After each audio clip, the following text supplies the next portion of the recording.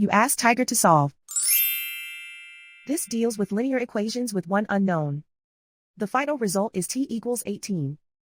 Let's solve it step by step. Group all constants on the right side of the equation. Add 7 to both sides. Simplify the arithmetic.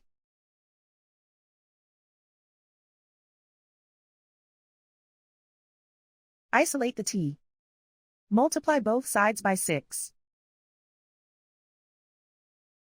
Group like terms. Multiply the coefficients. Simplify the fraction. Simplify the arithmetic. And so the final result is t equals 18.